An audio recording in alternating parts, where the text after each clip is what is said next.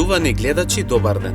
Во екот на сезоната за Пастрамајли, Интерактив пристигна до познатиот штипијанец Митре Митев, кој е првиот мајстор на нив и веќе 54 години го задржува овој квалитет.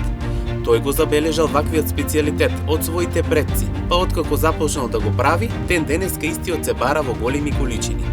Останете со нас за да се запознаете со изработката на ова ремек дело. Господине Митре, добар ден! Добар ден. Вака сега, вие како долгогодишен угостител, кажете ни прво од какво семејство потекнувате, од каде сте вие конкретно? Потекло сум јас, роден во Врсаково, ама живеам тука од 62 година. Во Охрид имам завршено средно угостителска школа, после 2-3 години од средната па у Лесковац имам виша. Покрај тоа што уче во Охрид, нас те стипендираш угостителското предпријатие. Они не финансира, они не школува се, а ние работеме и летото, и зимото, кои сме слободни, за да се одолжиме на фирмата. Тоа беше друг закон. Тоа беа ученици во стопанство. Работеме. По завршувањето јас ујде војска, по војската после земаваме у армијата, дојдеа. Еден ден работам јас у хотело и доваѓат 5-6 души војни лица. Митре, тебе те не знамо, а за тобом пуно знамо, мора да дојдеш ти кај нас да работиш. И работи у армијата едно 6-7 години. У касарната горе, дом Јана беше во, а сега е дом на младите.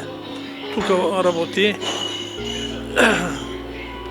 После тоа, 23 октомври 78 година, си отвори собствено мое кафанче. Кафана тука на овоа место беше, ама беше барака. Ама барака со душа, многу работеше, многу работа имаше. Покрај таа кафана купи дуќан позади трговски и тоа го отвори. Во се викаше Бисер 1, Бисер 2 и тргови 8 ноември купи дуќан, тамо направи како маркет. Меѓу најдобрите маркети приватни работеше тај маркет. И тоа се викаше маркет број 3 или продавница број 3. Беа 1, 2, 3, Бисер 1, Бисер 2, Бисер 3. Вака сега, кажете ни врз основа на тоа што вие сте долгогодишен угостител, од каде љубовта да се биде угостител, готвењето, од каде љубовта? Јас прво почнав да учам гимназија. Одам гимназија 2-3 дена, 5 дена, 7 дена, гледам да заменем са родителите малку посиромашни. Гледам многу трошкове, треба многу комбинации, книги вамо тамо и доваѓа до мојот другарче вика: Митре, барат некое дете да ојде у угостителите, угостителската фирма што беше, вика да оде да разговара, ако сака да оде во Охрид да учи тамо платено ти храна, школување, се ти платено. И од тука јас право одам у угостителите кај директорот. Добар ден, директоре, добар ден. Барале сте некое дете за школување за у Охрид. Седи. Што сакаш да бидеш, келнер или кувар? Викам, подобро кувар, готвач да бидам. Оти готвачо може да биде келнер. Келнеро не може да биде готвач, тешко е. Треба да учиш. На еден начин занајат. Занајат е тоа. Пратија ме одма, за 2-3 дена ме пратија, ојде у Охрид јас. Беа моите другари тамо школски, беа почнале неколку дена. И јас се уклопи со нив. Прва година, втора година, трета и така. Заврши се школото. Кажави, вие, ние се враќаме летно време, работеме како возрастните што работеа. И ние си работеме, ама даваа ни 1/3 од платата на возрастните луѓе што зима куварите и келнерите, на нас си дава учениците. Например, они 180, на нас по 60.000 ни дава, од 3 по 6, 180, они зимат 2 пати повеќе од нас, ама работеме ние многу. И така, заврши се школото. Меѓутоа, што конкретно ве учеа во самото угостителско школа и дали имаше на други места во Македонија така? Немаше друго угостителско школа, после се отвори у Скопје, после се отвори малку у Каменица и затвори се брзо и така. И ово да ви кажам, угостителската школа у Штип, што е деканот, што е моментално Само он на еден состанак прво дојдеа Скопјани. Како угостителството ваму таму за развивање на угостителството во оно у хотелу беме седем и ја викам гледайте сега. Угостителството се развива само ако ние земеме да речеме у Емуци има 200 деца учат, 300. Една паралелка да направиме угостители. Да отвориме една паралелка, клас 1 да отвориме, за да ни дојде нов кадар, тогава може да го појачиме угостителството. И они запишаа, за кратко време се отвори нашата штипското угостителство, школа се отвори. Нако беше тогава присутен и после он полека имаше виша школа, стана професор, па дека стана и на еден друг состанок вика благодарение на Митре ние во Штип имаме угостителска школа со ново кадар што извадиме и уште колку ќе се изваде тоа не се знае. Вика фала му на Митре тоа за неговиот предлог што го даде за да се отвори школа за ваква. Кажете ни врз основа на тоа што вие се занимавате со угостителство сиве ове години, целиот ваш живот. Кажете ни колку е потребно барем малку љубов за да се работи оваа работа. Треба да ја сакаш работа. Број 1. Второ, да си роден за хигиената прво. Да можеш да си роден, да улеваш, да се дотеруваш, се тие работи. Храната треба да ја пазиш, да ја чуваш, да чистеш, да средуваш. Јас сум работил и в Германија малку и таму многу пазат на хигиената, пазат на продуктите, да не са надвор оставени, се по фрижидери, се тоа. И тука, фала му на Господу, ја работи многу убаво и нема никаков проблем за тие 30-40 години ја работам тука. Од која важност е хигиената? Зошто е важна хигиената? Хигиената на продуктите прво кога ќе дојдат треба да се очистат и да бидат чисти ставени во фрижидеро или у гај бишо како и после поново чистење кога ќе се нешто припрема. Тоа треба. Плюс личната хигиена. Да не збориме за тоа. Тоа е срамота се зборува за нехигиена. И јас толку години работи, нема никаков проблем нешто да се појаве околу работењето. Се ми беше уредно. Да. Кажете ни вие по вашето завршување на угостителската школа, рековте одите војска, после војската работа во АРМ. Кажете ни, забележуваме на самата книга дека во 1978 година отварате во октомври ваш собствен 23 октомври 78. Ајде да зборуваме малку за отварањето. Како дојде до реализацијата на отварањето? А тука имаше една барака, беше една Мак Промет, мала барака, 3-40 квадрата, тука натака беше и продаваш се на лицитација. Ја присобра пари, нешто од моите роднини, вама тамо од родители собра пари, а цената на таа барака беше како 2 стана да купиш. Становето у промејата беше 6,5 милиона, ја ја купи 11 милиона бараката. Многу беше скапа. И многу луѓе ми вика, не можеш тамо да работиш, не е добро. Отвора Мак Промет, на Мак Промет беше бараката, затворија вамо тамо. Јас се зима и полека почна да работам, ама многу убаво ми појде работа, многу убаво работи. Благодарение од армијата, сите старешини пријатели што ми беа таму, кои што работеше со нив, сите после 2 сато крцаше кафаната, беше полна со народ.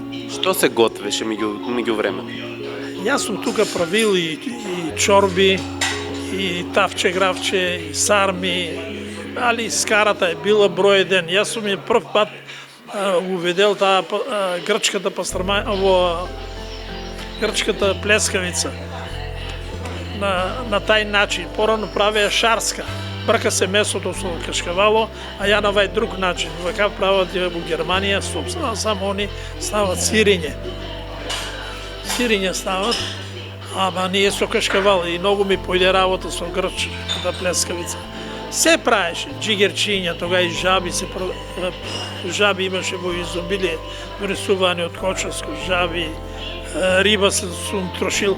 Ја пастрамка морало е да има секоја недела по 10-20 кила мора да има. Многу пастрмка трошеше, сега не трошат кафаните пастрмка. Од каде се набавуваше еве самата пастрмка Само од месо? римници. Ја од римник, каде имаше римници, сите ги знам у Македонија, или ми донесат, или вечери идам после 11 сата, договорам си, они ми ги извадат, измерат и дојдам. Оти близко е до Пекчево, тај рибник сум земал, од Кавадаречкиот рибник, од сите рибници, нема од кај не сум земал риба. Кажете ни, врз основа на тогашната Југославија, така наречена, каква беше поддршката од државата? Дали функционираше се во сосем друг систем? Па малку беше законот према нас беше малку крут. Многу ни правеа контроли. Многу контроли има. Па каси се измислуваа вамо тамо. Ама работеме. Да ви кажам, добро беше. Даноците беа многу големи. Многу големи. Затоа на мене даноко ми беше у книгите сега да одеш у Уја, па има голема книга као дневник и таму пишува се прв е Митев Митре. Се сум ја прв. Највише имам платјано. Ама за тоа па сега пензијата ми е добра. Така. Оти многу имам платјано и сега си е. Меѓутоа, еве, туку што заврши Штипската пастрмелијада, то сиве овие години што обстојува, но вие сте меѓу првите кои што во Штип ја прави Штипската пастрмелијада. Малку да зборуваме за пастрмалиите. Кажете ни, од каде името пастрмалија? Како изгледала првата пастрмалија? Првата пастрмалија, јас уште памтам моите стари беа многу стари, 1902 и 1903 беа родени. Мајка ми правеше од лево, земе, растргне, они са гледале дали од турците, не знам што, и у тоа ставаше месо. Така, на обичен начин. Месо многу сладко беше. Какво месо? Тогај ставаме ние пушено месо или сушено. Ние у селата се тогај сушеше месото. Над шпорето се сушеше и од тоа месо става, беше многу убаво. После полека почнаа и да прават овие приватните пекари. Почнаа да прават, значи знаеше се в пастрмалијата, само форматот беше тогај друг кај ни. А кај нас после измислиме девај формат друг ја ние. После надолго. А кај ни беше друго, беше округла. А како подготвуваа домаќинките тогаш? Дали беа надолго или во вид на пица? Како пица малку беше, така, округла беше така малку и ставаа месце и така ние, како деца сме јаделе. Меѓутоа, дали се премачкуваше исто со мас? Па од истата, од собствената маса се премачкуваше и тогај и сега. А печењето? Печењето тогај беше у фурни, кај лебо, кога го стават лебо се нареде, после на крајот се стае тоа ти е потенко, за да може да го извадат, за да не изгоре. Од која важност е вкусот да се долови со фурната? Фурната може малку подобра, ма многу тешка за работа. Не може сега. Сега новите мајстори, он не ти прави на дрва, не може он да работи. Гледаш и дури неќат каде има скара на ќумур, тешко неќат да работат. Тоа е малку по-црно, по-тешко. Тоа треба има техника. Ќумурот кога се запале треба да се направи со пепел, да се изтапка тоа убаво и само на еден крај да се остае да горе. Тоа е многу тешко. Струјата си е благословена. Вкусот е исти. Може мала разлика, али нема многу разлика. Битно е какво месо ќе ставиш. Битно е, сега почнаа повише стајни пастрмалијата да биде со зејтин, да биде со маргарин, да биде пилешка, да биде во... Ние порано со свинска маса обавезно. И сушено месо. Па и сушено и свежо почнаа тука низ градот пекарите, тие 2-3 пекари имаше, тие почнаа да прават и ние мора... Што ти траже народот? Тражија.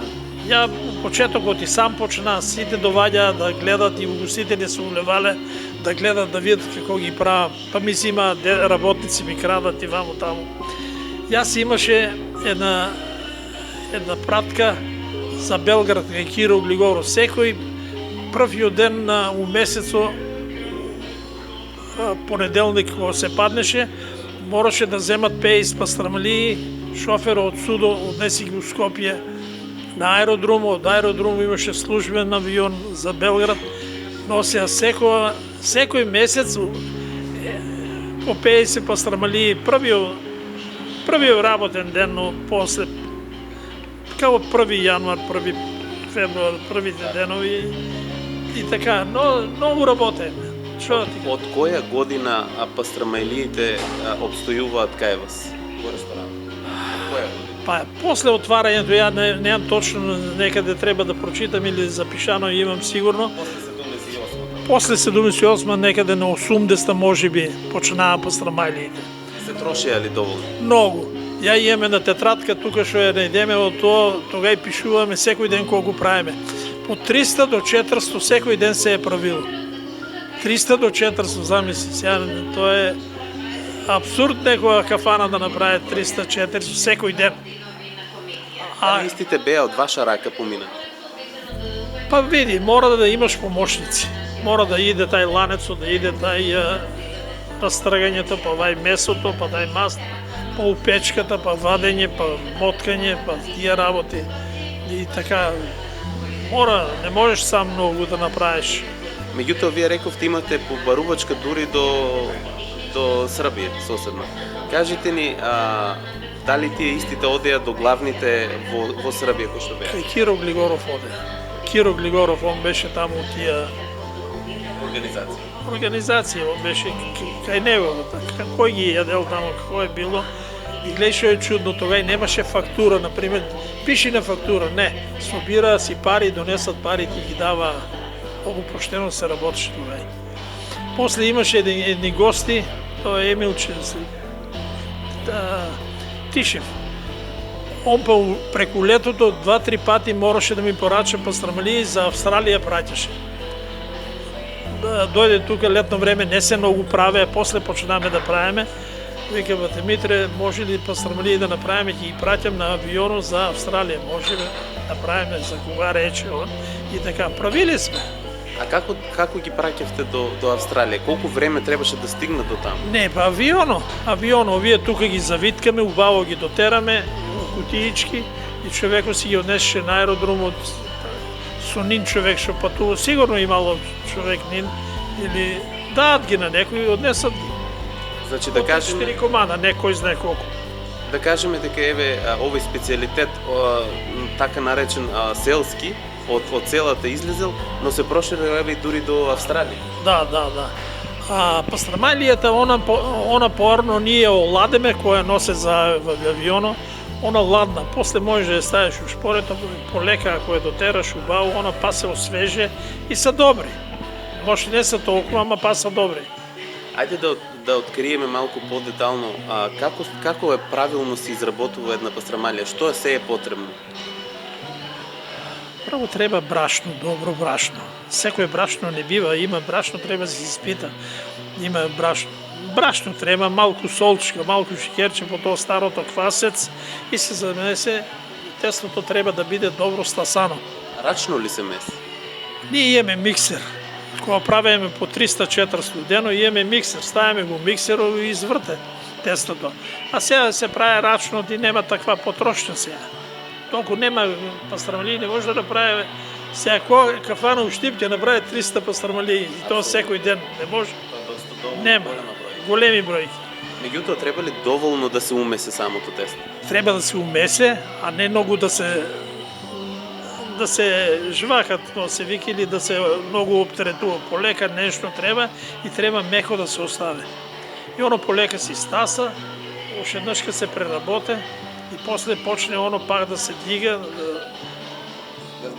да нараснува и од тоа и почнеме да ги делеме по 300 грама, 300 грама, 300 грама, 200 и 230 месо ставиме. И месото е многу битно. Ја повеќе сум трошил кременадла. Тога имаше доваѓа кременадли многу. Оно и сега има кременадлата, е сега поевтина, поубаво месо е тоа. Само убаво месо треба да става. А меѓутоа, рековте месо, треба ли доволно да се зачини самото место, да е вкусно? Што конкретно треба да се става? Два. Оно прима, тие се ситни месеца, примат солта, црното перче, таму црвено што ќе ставиш. Зејтинче малку и после се става тоа пастрамалијата. Оно си поприма месото. Тоа е оно. И на крају се декорира најверојатно пред да оде на печење се става масата малку. Малку маса се става, една лъжичка маса се става. И масата се растопе, това полека се измече, дотера се и кога се изваде, право со четкичка од таа маста се намачка, од сите страни да обекне и Колку време е потребно да се испече една 7 минути 9. Брз мајстор малку, ако 2-3 праја, например, може за 2-13 минути да ги сеја, изработи и да ги пуши у печката. Како знаете дека пастрамалијата е веќе готова? Гледа се. 7 минути, она се гледа печката, само отвори, гледа се дали е печена или не е. Што ми е при крај, изключи се печката, малку 2-3 секунди, 5, и може и минута да постоят и вадат се. Но кога сме јаделе од вашите пастрамајли, неретко можеме да забележиме дека кога се испече, кога се донесе самото тесто, на еден начин пропаѓа надам. Па тоа е, ако е добро обработено тесто, меко, 2 пати стасано, дотерано, и оно си работи тестото. Тестото е као жива материја. Оно се си работи, например, ти го размесеш, оно па почне да се дува, па почне тупанчиња да фрла такви бумбарчиња, тога е убаво тестото. Има мала техника, тоа не е кој знае што, тоа треба да го увидиш и да некој прво да ти покаже и да го увидиш. И не е тоа многу тешко да се направи. Ево почнаа у градот, да речеме, може да има 200-300 деца што работат по кафаните. Сите знаат да прават. И сите се и прилично добри се и. Така. Меѓутоа, од кога нарасна трендот за да се изработува и пилешка пастрамајля? А може би тамо од 85-та после почна тоа модата пилешка, па едно време почна дај ми некоја диетална, ја викам со туна да ви направам, со туна сум ми правил, убава со туна. Туна таа сецканата, убавата туна. Се става. Другите градове прават со јајца, со урда, со сиренци, со во, со тоа. Нашто си е најдобро штипската. Велес некако повеќе лепти даде. Свети Николе па само јајца, сирење, такво нешто стават помалку. Ајде да разјасниме малку, да претпоставиме дека специјалитетот пастрамајлија потекнува од Штип. Како настана трендот и во другите градови? Дали по гледање од тука? По гледање и по потрошната. Например, ние ако идеме во Велес или кога одеме на стража, гледаме многу се трошат мекиците и размислуваш како тука да направиш, тоа е бизнис, да дојдеш до нешто. И така и пастрамајлијата дојде, они велешани, ја имам пријатели, угостители, кочанчани се доваѓале, од Радовиш, унесе една жена 2-3 дена тука да се учи, да прават како се растрга, што се прави. Мада таму они прават па со здрма и пастрма, нешто такви некој овшко место става. Тоа е друго, тај е малку повише турски град. И друг град е тај, друго население има. Штип не, Штип си сака чисто месо. Чисто месо и нема друго. Но кај вас покрај познатите политичари тоа време што се јаделе од вашите раци, од вашите пастрамајли, вие во неколку наврати напоменавте дека дошли многу пејачки од Србија и соседни од Балканот. Кои се има доваѓано? Сите пејачи има тука доваѓано од Џон Босе, Питер Џон Босе, Хелена Благне, Елена Розга, беше ваш, Елена. Сите има доваѓано тука. Камерманите имат доваѓано, пишува некаде во вестнико, вика покрај убавата пастрамајлија имаме јадено убаво кисело млеко. Ја иде од Шарплайн да донесе берено кисело млеко, тоа е многу убаво, тоа е како сирење да јадеш. Самото млеко си направи таква густина, си направи многу сладко. Дури за дома нося тамо. Скоро Троицки Стојан, што е директорот на тоа, вика, би требе тоа млекото, бе, како тога, дека го најде тога, вика. Сите за млекото збореа, вика, на фестивалот тамо на. Меѓутоа, еве, македонецот е познат покрај по песната, по ората, по музиката, но и по храната. И неретко можеме да слушнеме, вие сте во Балканот единствени кои што имате своја специфика. Дали е тоа навистина така и во угостителство? Види, ако може да се каже дека мада пред тоа праве пекарите, ама дека јас прв имам во угостителски дуќан, во ресторант кафана, имам почнато, тоа е факт, нема што да се лажеме, нема што да се на... Што значува ова за вас, еве, да обстојувате толку години и се уште да имате бренд препознатлив во Штип? Малку е тоа така као гордост е, добро е, ама ево тоа ја имам и еден клип на YouTube, македонска телевизија ме снима, пуша го секоја година зимото, нема од кај не ми се јават, од Америка, од Австралија, од Германија, Митре гледаме те на телевизија, епа ипак малку напунет се душата. Не знам дали сте го гледале вие тоа. Да, апсолутно. А меѓу другото, покрај пејачите, покрај политичарите, кај вас доаѓали спортисти? После секој спорт, после секој тренинг, после секој надпревар, тие доаѓаа овде. Како беше тоа? Прегалница е јадела тука 100 години јадела. Плаќале се и нешто ваму таму и така јаделе се доручици, ручици под младоко. После другите вие селските екипи да ги речеме дека онек на Саково и тие, сите се доваѓале, нема кој не се доваѓале. Звонат ми Митре или помине некој, у 4, у 5 ќе дојдеме, нека има јадење, јадеа. Па мојта беше како спортска кафана, сите спортисти се тука минале, ракометари, кошаркари, пинг-понгари, нема кој не, сите се тука јаделе. Борачите да не збореме, со години тука се храниле. После секоја надпревари, пред надпревари, се е тука било. Борачите се со многу години тука биле. Што јадеа тогаш, претежно? Таа грчката, како испадна, грчката е многу јаде и тогаш се многу троши кременадлата. Кебаб многу не се трошило тука кај мене. Кебаб, кубаси правев ја добри. Тоа трошиме, ама грчката нема која екипа или така група не е дошла. Дај мене на грчка или по една кременадла, да речем, или по две кременадли. Те тоа јадеа. Пастрамани, да не збореме, сега зависи како е било математиката и сезоната. Дали кога ја правите претежно пастрамаилиите и ја служите на гостите, дали додавате додатно, пример, пиперче, дали доставувате, например, крставички? Обавезно на госту му се стае од страната утасна, стае му се пиперка, а каква сака, люта, блага, вамо таму. Едно време јас у центаро, оваа кафана се сруши. Тоа негде 91 ли беше, некаде сруши се, бараката ради пато. Па после плац зимаја 3 плаца, после зима 3 плаца, од 3 плаца е составено во. Почна, ја се префрли у центару таа кафана. Таму највише трошеше, например, ако потрошо 50 пастрамали, 50 павлаки. Павлаката испадна како мода, беше многу сладка првата павлака. И секој сакаше пастрамалијата и една павлака му истура му една чиничка. Тоа е многу сладко. Павлака и пастрамалија. Така и научи. Треба да ги научиш луѓето, треба да ги кажеш, треба да пробат. Меѓутоа, која важност е добриот збор и да ги пречекате самите гости со добар збор и со убава храна?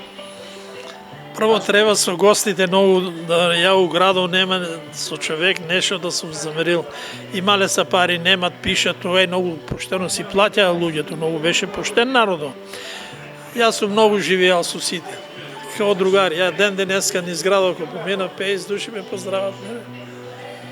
Има луѓе што има угостители крути. Нема со госту треба многу добро. Многу да си доволно близок со секој. Со сите.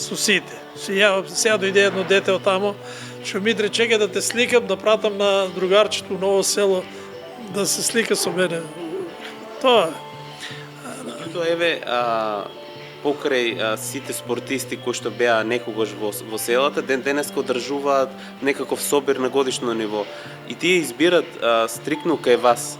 Од која важност е дури луѓето кои што се иселеници од долги години по Австралија, по Канада, по Америка секаде, да дојдат и пак овде да вкусат од вашите јадења? Јас живеам со сите. И они ме така почитуваат, и ја ги почитувам. Треба тоа да си има респект да си има. Борачите секоја година, сега помина си да е Томе Коцев, не знам дали ќе се собират секоја година тие старите, ветераните. Каде да прават по градовето, на мене картичка, во Митресо, борачите. Ја ги познавам, многу ги познавам спортистите, старите. Оди тука се доведяле клубот, Кочани, Радовишки клубове, тие борачи, Струмица. Струмица е тука, сите борачите се тука со години јаделе. Меѓутоа, имате ли наследници, имате ли кои после вас ќе работи, да обстојува сама? Пишува и јас син и ќерка, сино е Сашко, сега е у Шпанија, работи со камиони. Ама имаме си математики, он работи со камиони, во е ќерката и зето. Па они ќе работат, па имам пара унучиња, имам две сега, ќе пораснат. Што да ти кажам? Саше тука имаме некои математики, он горе сега ќе го реновираме, сакаме да извадеме дозволи, горе да направиме убаво вода за личе вода, ќе го смениме целиот. Обнова на целото место. Целото место ќе го смениме. Само тешко малку со документи да излезат. Покрај гостите што може да престојуваат и да јадат внатре, имате и летна тараса. Да, надвор имаме. Важно ли е за летен период да се има летна тараса? Па тоа е душата таму, сите таму седат. Ние тука дојдеме да не ни смета или да не сметаме на некој. Иначе таму си седат сите. Па ние имаме топли денове многу Македонија. Седат си они, многу. Па таму и цигари е дозволено и во... Мада цигарите гледам дека многу се намалени. Нема толку пушење. До време се многу пушеше. Имаме многу проблеми со тоа. Пердињата ги переме на месец дена или жатило излева, црнило излева. Чур, сега е добро, многу е добро. Абе сега што направат нови закони, малку се подобри од старите. Додека работевте тоа време, како ги одржувавте јадењата за во летниот период? Еве кога се високи температурите над 40 степени, некогаш претпоставувам и се биле толку. Манџите треба да бидат во тава со вода. Тоа се вика бања мари. Та и германците така викат. Оно треба на 70 степена стоат јадењата на најубаво. На 70 степена треба да се биде температурата и тога и стоат, они не попуштат да има осцилации некој нагоре надоле за да се расипе. Храната треба многу пазење. Ама помалку тука се спремат и ја така правев по-малку порно да снема, него ли да остане за по-касното или за утрето. А месото како го одржувавте тоа? Месо имаме фрижидери, јас сум имал па 5-16 фрижидера. Се у фрижидерите нареде се тоа, ама и повише имаме пресно. Не многу чуваме месото. Пресно месо. Има месо и мало е месо. Едно време дојде некоја мала криза со месото. Ама ние со касапите завршуваме си работа. Порачаш му, донеси ми тоа или остави ми тоа и тоа и тоа. Поминам ја со колата, плата ми и земам си. Покрај јадењата и пастрамалиите и месото, целото таа организација, вие дали сте имали музика кој што доаѓа овде да свират? Музика сум имал многу музика. Кој е важно се музиката еве за самиот гост да се осеќа и во атмосферата да се осеќа добро. Прво да ви кажам, старата кафана, оваа како тараса да не постоje, беше малку понагоре, ја беше тоа рамно, ја имаше столове од бамбус. Наредено целото, имаше дрвца, некои багреми, вака, така и ја имаше музика скоро секој вечер, летно време. Тие бамбусовите кој ги донесе столови и маси, тоа беше тука чудо беше, џунгла беше, дури од Берово се доваѓале од другите градове да ги видат, тоа беше интересно. Музика сум имала, ама да ви кажам дека нашиот град Штип е ладен град. Не сака многу музика, повозрастните. Ево седе пуно е народ и почнат музиката да се припремат. Ми треба да наплатиме, ќе си одеме ние, не можеме.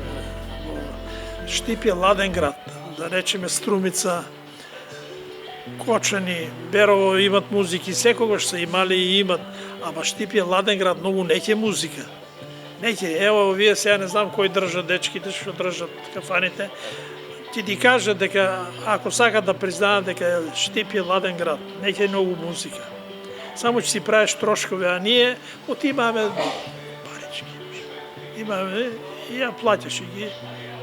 И треба музичарите да бидат генерацијски со гостите. Јас со многу млади луѓе работеше. Мојто беше као кафана, кафич у Штипје, а не беше права кафана, као кафич. Тука израснаа најградските деца са кај мене израснале. Да не ги сега набројуваме Надица, Судиката, тие генерации, прошле, тие сите генерации тука израснаа кај мене. Ама па ти ви кажам, тоа треба да биде музиката премани. Млада и млади музичари, добри музичари да најдеш. Еве да претпоставиме дека добра музика, добра пастрамајлија оди и со добро вино. Пиеш ли се вино некогаш со пастрамајлиите? Да ви кажам, нашиот град многу не троши вино. Нема многу потрошња на вино. Едно време испадна тоа бамбусо, црно со кока-кола, испадна тоа са моди, као шрафцигер, што беше. Ти чули се за шрафцигер се пиеше? Кока-кола со коњак.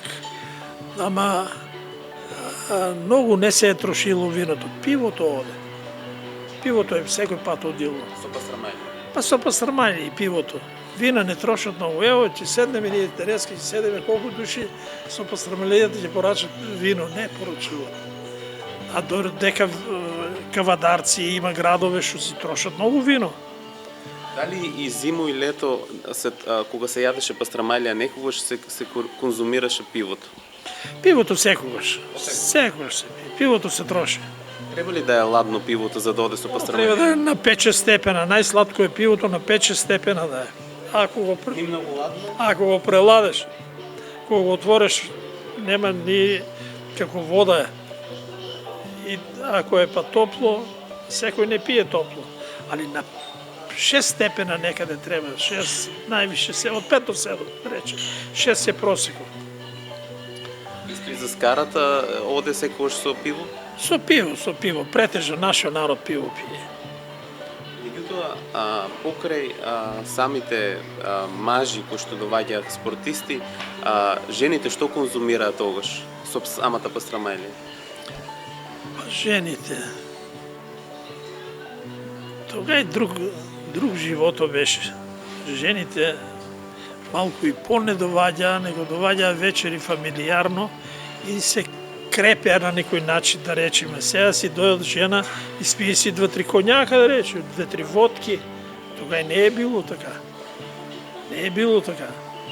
Добре, јас ви благодарам што одвоивте од вашето време и од вашата можност за да гостуваме кај вас и да си поминеме супер со добар муабет и ви посакувам кафаната и вие да обстојувате долги години и да ја пренесувате пастрамајлијата како специјалитет долги години, како што се проширила до Австралија, да се прошири на секаде низ светот. Фала ви многу, да сте живи и здрави, добро што не посетите. Ваа кафана планирам ја да ако нема некои војни, ако нема некои земјотреси, да стои 1000 години. Имам аманет, имам оставено, ваа не смее да се ни руши, ни продава.